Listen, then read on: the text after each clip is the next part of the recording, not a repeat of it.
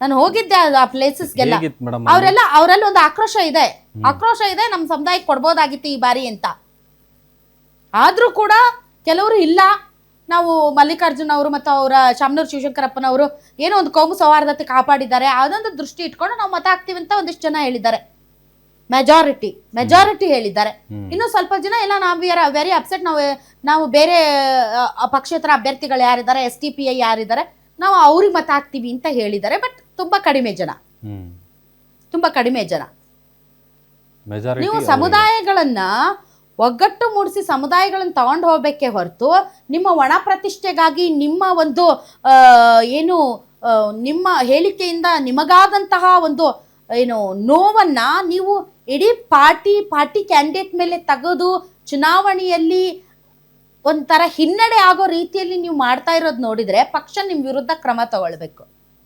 ಹೌದಾ? ಪಕ್ಷ ಇವ್ರ ವಿರುದ್ಧ ಕ್ರಮ ತಗೊಳ್ಬೇಕು. ಪಕ್ಷಕ್ಕೆ ತಾಕತ್ತಿದೆ ಅಂತ ನನಗೇನು ಅನ್ಸಲ್ಲ. ಬಾಯಿಗೆ ಬಂದಂಗೆ ಮಾತಾಡ್ತಾ ಇದ್ರು ಕೂಡ ನೀವು ಹಲ್ ಕಿಸ್ಕೊಂಡು ಪ್ರಚಾರ ಮಾಡ್ತಾ ಇದ್ರಲ್ಲಿ. ಫಸ್ಟ್ ಅವ್ರು ಬಾಯಿ ಮುಚ್ಚಿ